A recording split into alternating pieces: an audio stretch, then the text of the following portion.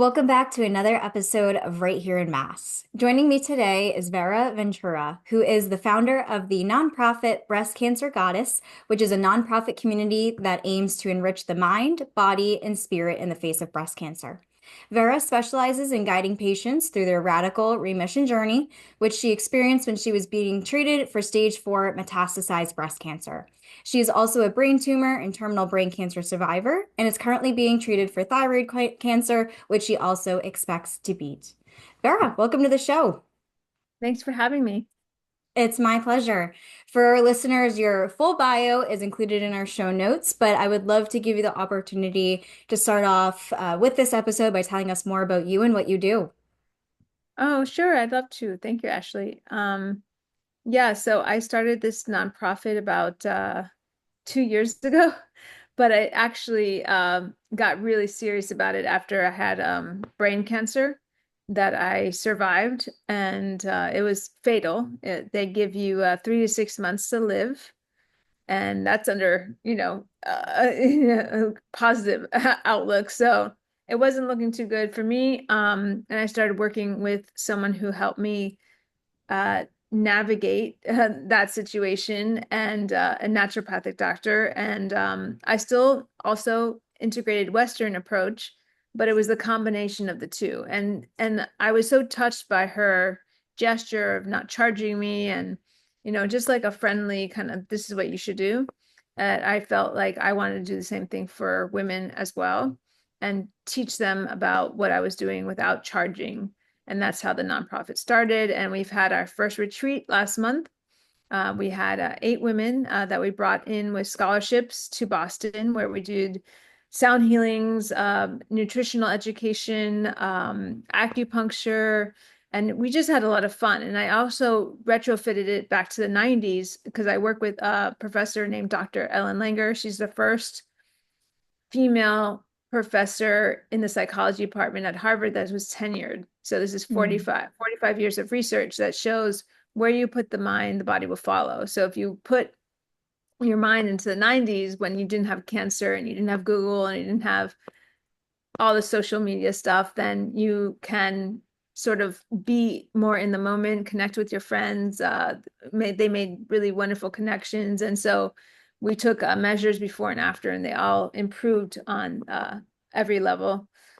So yeah, we do those retreats, and then we also have an online community for free for women with cancer, breast cancer. And we also provide a support system there. And we have also wonderful classes every week. Tonight, we're teaching about cancer fighting nutrition. And then on Thursday, we're teaching about Intro to Ayurveda. And we just provide a lot of education, and then we reward the people who are showing up to the classes, Mhm. really are invested in learning, not just complaining on a Facebook group, which can very much happen. But we provide a safe community because unfortunately, in a lot of these groups there is spamming, Yeah. and people have nefarious objectives in getting into these groups sometimes. And so I have to go through each person who asked to be in the group, and then I have to read a little bit about them and see what their situation is. And then sometimes people get through and they have nefarious, but ideally I'm trying to put a stop there. And that's the difference between my group and a lot of other breast cancer groups out there, is that they might not have that same level of dedication. And so you Mhm. see a lot of spammy, you see a lot of salesy kind of stuff going on. And I really try to avoid that in the group and make it more of a supportive environment full of positivity and light. And then the Yes. next is to actually do the education, which is another platform that we have off of Facebook. Yeah, which That is wonderful to be able to, like you said, have both that in-person retreat that you did last month and then also the online community so that all of these people are getting support and advice and comfort from people who are going through what they're exactly going through too. right, exactly. And my story is when I was 24, I joined in a program for food addiction. And so I went into recovery and I stopped basically doing all the vices that I was doing, smoking, drinking, even caffeine, Mm. flour, sugar. And that really saved my life in so many ways because it really gave me the spiritual grounding that I needed as I walked through cancer.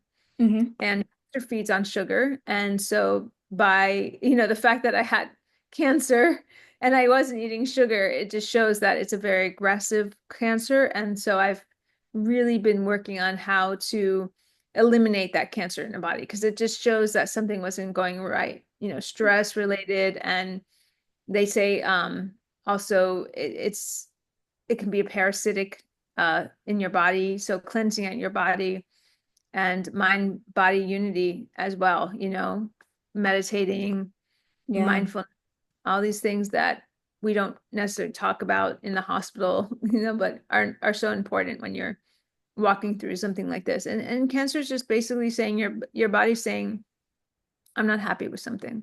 Hmm. So it's to identify what that thing is and then Yeah. on it and not just to be a victim of the Western model, you know. Right. Absolutely. And what you mentioned earlier too about the concept of where your mind goes, your body follows is so true. I mean, ironically, as of the time of this recording, I'm in a mastermind about like self-mastery. And that's one thing that we're learning is like thoughts become things. So negative thoughts happen and positive thoughts happen. And so really being able to be mindful of what you're thinking and what thoughts you're letting come into your mind is hugely important. And I love that you're focusing on that and emphasizing the importance of that within your community. Thank you. Yeah, you got it. And I think it's wonderful that you did do that in-person retreat to bring all of those women together. And so I'm curious to hear if you have any more plans coming up for Breast Cancer Goddess within the coming year of new things that you might be launching, or perhaps other in-person retreats you might be opening up for 2025 too. Yeah, great question. Well, we're having new classes this semester we call it. So we've Hmm. launched new classes, as I mentioned, cancer fighting nutrition and intro to Ayurveda and stress reduction. And then we'll also offer in the fall more classes, mind body unity with Dr. Langer. She's Hmm. not going to be teaching it, but I teach it and I attend her classes and I kind of regurgitate the information and also radical remission. Because that research with Dr. Kelly Turner is really a solid template for how to get through cancer and radically remission yourself. So I love teaching that.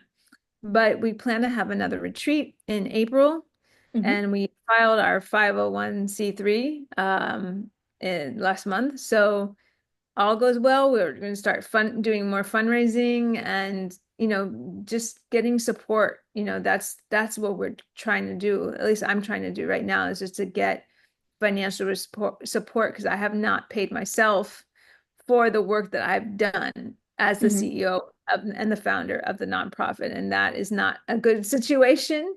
We've covered our costs, thank God, with donations for the Hmm. retreats and the platform, but we need more to keep it going, and that's what I'm hoping when we get our nonprofit status. Yes, I mean, there's going to be so many opportunities for grants, being able to apply for that. So I'm very excited to hear about what's in the work for you and with the organization. Thank you. Yeah. Of course.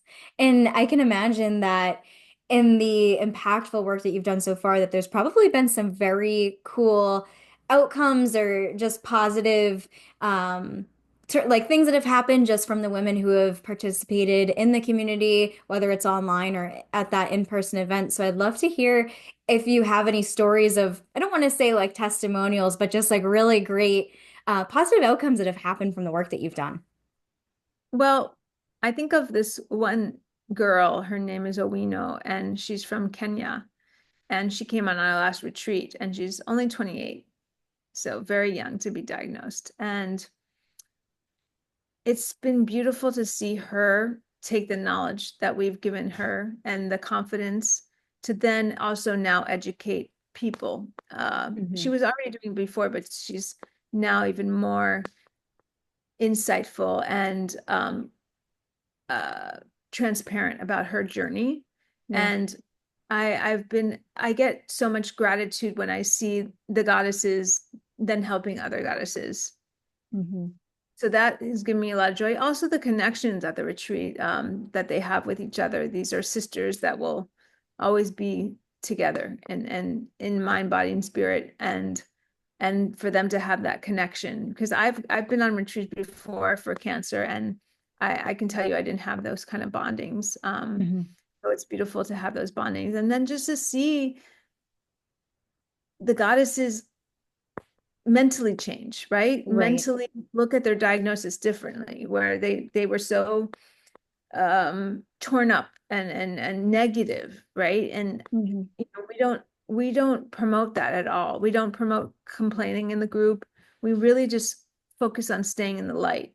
So to see the shift, the mental shift with goddesses is pretty profound, and also encouraging for me to keep it going and doing the things that I'm doing, because I've now four-time cancer survivor, stage 4 metastatic, and you don't hear me complaining. You don't hear me. Hmm.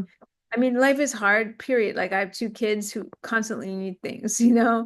and I mean that in itself is harder than sometimes walking through cancer, just the daily, Hmm. like, how do I not react? How do Yeah. I stay in my balance? Hmm. Because it's easy to be in balance when you're in a hospital bed alone, just with a book or something, but when you're back in the world, that's when the triggers can happen. That's when you can have fights with your partner and your kids. And, how do we stay in the light after all this, after all the drama of getting a diagnosis? Because we Yeah. had why do we have the diagnosis in the first place? They say, look at your life 3 years before you got cancer. Hmm. Most times, like, people are stressed out, they're not sleeping enough. I mean, there's many reasons why. Hmm. Yeah. So I hope that answers your question. It does. And I love what you mentioned too about not complaining. It actually reminds me of my mom a lot. Ironically, my mom passed from glioblastoma, which is brain cancer for people listening who might not be familiar. But one of the things she always said, which really stuck with me, was she always said, it could be worse. And I would be like, what, mom? Like you have terminal brain cancer and you keep saying it could be worse. But I learned a lot from that, and it's something that I always remember too. And so I love that you have such like a similar thought pattern with that, where it's like you just have to stay positive. Like you've been dealt the cards that you've been dealt, so you just have to keep moving forward. And we have so much resources, so many Hmm. resources.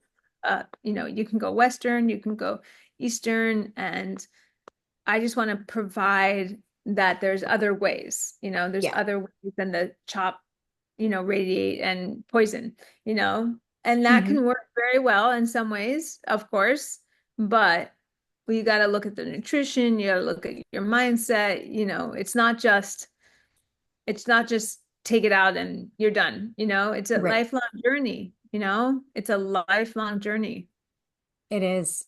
And for anyone who's listening to this episode who perhaps is going through breast cancer themselves, or maybe they have a loved one who is, and they know that they could really get a lot of value from being a part of the breast cancer goddess community, how can they get involved, or how can they share your information with their loved one to get involved? Yeah, that's a great question. So we have a website, www.breastcancergoddess.org, and that's where you're going to find a link for women who have breast cancer for free to go on Hmm. our platform, and then also to go in our group. The first entrance is the group, and then once they're in the group, they get invited to the platform. Hmm. And then if someone just has cancer, I also started a for-profit, The Cancer Goddess, Hmm. where I have a podcast and online memoir, and they can also engage with the group. However, for them, it's not free. Okay. It's $11 a month, and then they can get access to all the courses as well. Not the details about breast cancer, because that's for the goddesses, but they can have access to the courses, which are, again, very beneficial for people who have cancer, not just breast cancer. But I Yeah. had to find a way to fund my nonprofit. And so the Cancer Goddess kind of emerged recently. Yeah, and that seems like it just makes so much sense. Like you are obviously very well versed in this. You have so many resources. You've learned a lot. I think it's wonderful to take what you've learned and experienced and share that with others. Exactly. Yeah, thank you. Yeah, of course. And Yeah, so I'm curious. I was going to say the overall goal of all this is to actually have a physical retreat center in Massachusetts. A safe, Nice. a safe landing before and after Western medical approaches that Hmm. someone can come learn what's going to help them acclimate back to their house or their society and their friends and family and eating and stress reduction, a safe landing in and out, also in and Hmm. out is actually when you come into the hospital too, you need to mentally prepare yourself for that as well. So we want to have a Yeah. physical retreat center. That is the goal, kind of like a Corpalo. I don't know if you know Corpalo, Yeah. um, Yeah. the center, and obviously not as big as Corpalo, but you know, we that's the overall goal. That's what I my vision is, you know. That's wonderful. Have you started to look at potential spaces or anything like that, or more so in the ideation stage? It's in the ideation stage. I think initially I was really gung-ho with looking for a space, and Hmm. there was a beautiful space near my house, but unfortunately it's not available because the owners are not selling it, and that's okay because it would take millions of dollars to renovate. So that's not really in my cards right now, until we start really, really raising the funds to support us. Yeah, I think that's incredible. And it will definitely be much needed once you do have that opportunity to start building that out. But knowing that you have both Cancer Goddess and Breast Cancer Goddess, I'm curious to hear how you balance both of those. Like, you must be so busy with so much on your plate, and of course, all good work, but I'm inspired by all the work that you're doing. Thank you. You know, it's interesting because I'm on vacation right now with we're in Florida in Miami. I'm from Miami actually. Nice.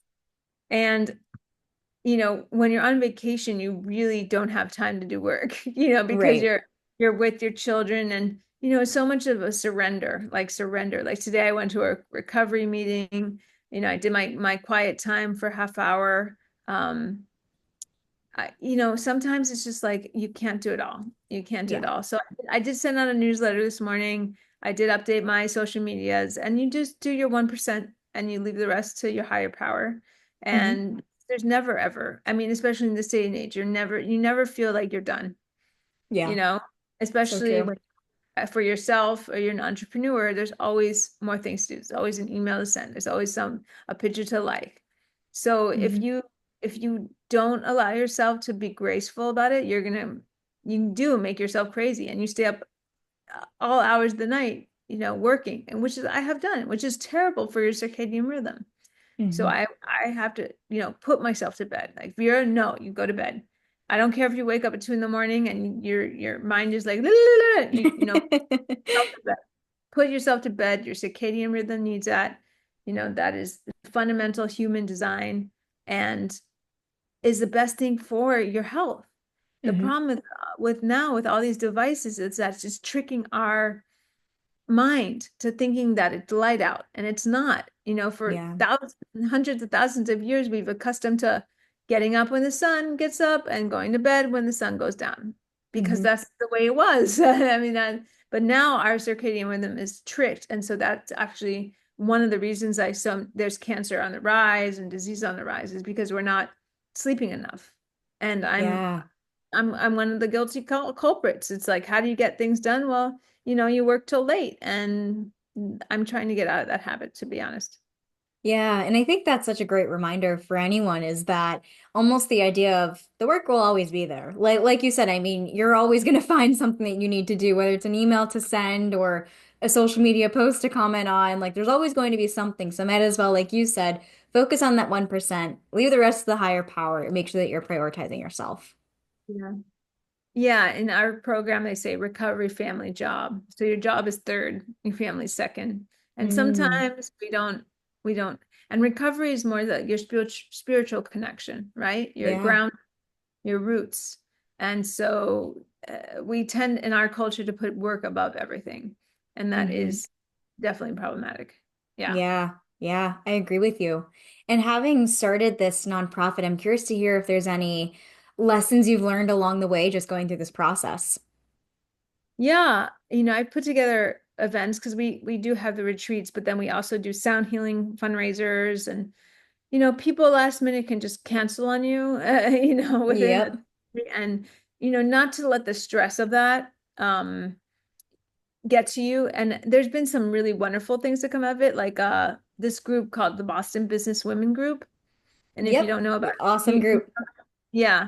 And it's great because last minute I'd be like, I need a cook or I need a photographer. And people provide or do you recommend what space? And so when adversity happens and someone cancels last minute, I'm lucky to have this resource. So Yeah. there's always a silver lining. Hmm. And starting a nonprofit, I think, is just so much faith that it's going to work out because Absolutely. you can get discouraged or, oh no, I didn't, don't have enough to pay myself or whatever, blah, blah, blah. I'm only 6 months in. I can't expect everything overnight. But if I keep trying, I keep connecting with the people, I keep meeting people who know people, it's bound to happen that I get more support. And so, Yeah. yeah, I mean, starting a nonprofit is like holding your breath and then jumping and then expecting to be caught. And you just have to wait to be caught. Yeah, that's a great analogy to use. And you're so right about being able to have that network to turn to. Because I actually remember seeing your post in Boston Businesswoman. I've been a member since 2017, I think, so a long time. And it was, you had a chef that canceled or something, right? And then you found a replacement through BBW. So it's so funny. Like I remember seeing that. And I was so glad that it worked out for you in the way that it did. I meet people who are just exceed my expectation, right? You Yeah. get discouraged and then you meet someone that is just beyond what you were expecting. Yeah. I actually, Yeah. one of the girls who I met, one of the women who I met is now teaching on our platform about her business and it's a botanical kitchen and it's all holistic foods and she's teaching our goddesses about like how to cook, what to eat, cancer fighting foods. And I would have never met her if my other chef didn't cancel. Yeah. Yeah. So it's like divine timing. Everything happens for a reason. Yeah, definitely. Yeah, I love that. So, if there was one thing that you would like our listeners to know about the work that it is that you're doing, or something that you really just feel like people need to hear, what would you say that is? Yeah, put the oxygen mask on yourself first before you put it on others. Mm, There's so much disease in our culture because we're not looking after ourselves the way we hmm. should. We're going to bed too late, we're eating the wrong foods, we're stressed out, and that is not a life. That is not a life that we should be living. We should be enjoying every day and being grateful for what we have. And there's a lot of poor me, why don't I have this? And it's not their fault, it's not our fault. I mean, that's what capitalism is. It's like you're not beautiful Hmm. enough, you're not skinny enough, you're not fashionable enough, and you need more, and to be grateful for what you have because we have so much. Especially when Yeah. you travel around the world, you realize we're the 1%, right? Like we live Hmm. better than the kings did. Having hot showers, I mean, flying in a plane. I mean, these are the things that kings and queens did not have. The pharaohs didn't have. Hmm. Be grateful for those little things. And going to a grocery store and seeing all the food is from around the world, and then shopping in the and at the and at, in the outer layers, not the inner layers, the outer layers Hmm. of the market, and Yeah. loading up on the fruits and vegetables and foods that really feed you, not deplete you, like Hmm. processed foods. So again, taking care of yourself first, and then the rest will follow, and trusting that you can do that for yourself. You can take that quiet time in the morning. You don't have to pick up your phone immediately and start liking things Yeah, I love that. himself because it's you're judging a book by its cover. Hmm. And I mean it's a wonderful tool. I love using social media for my platform, but I don't get caught up. I don't get caught up in the visuals because it's Yep. just you don't know somebody on the inside. Absolutely. And you brought up something that I want to dive into more, which is like taking that time for yourself in the morning and having quiet time and not scrolling through social media, which I totally agree with. And so I'm curious to hear with like everything that you've learned and all the education that you've gone through, I'd love to hear if you have particular morning routines or nighttime routines that you really follow to do exactly like you said, make sure that you're putting your own oxygen mask on first. That's a great question. So the morning I usually get on my knees and thank my higher power, whatever you call it, God, Allah, Jesus, whatever you want, just something greater than you for even getting you out of bed. Hmm. You know, that you're alive, that you have a pulse, that you're not, underground, that you're here. So I thank my higher power for, another day that I survived. And then I also take about a half hour of meditation, quiet time, and I read a spiritual literature that's uplifting. And then really that's when my day begins. But so many cultures have rituals in the morning. I just was in India for 2.5 weeks, Hmm. and they have a whole thing with puja, which is like prayers around a fire, and then the way they also wash their face and rituals. Like so having some sort of ritual Yeah. um, is what I recommend. Whatever that works for you. Maybe it's 15 minutes of quiet, just listening to your mind and noticing what's coming up for you in the day. And then, maybe doing some writing. Sometimes I do some writing, but usually at night is when I kind of wind down about the day and then do some writing, read some Hmm. spiritual literature, and then, again, on my knees, gratitude. So book ending the day with this gratitude is important. I love that. And I really love and inspired by the routines that you've built. And like you said, the rituals. I mean, that's something I feel like dedicated more time and energy towards throughout the past year is just really finding a morning routine that fills me up and a nighttime routine that fills me up too. And like you said, just winding down in the best way possible. Yeah, exactly. Yeah, awesome. Vera, as we get closer towards the end of this episode, one of my favorite questions to ask our guests is what their favorite local businesses are to support. And so I'm curious to hear what places you love to frequent.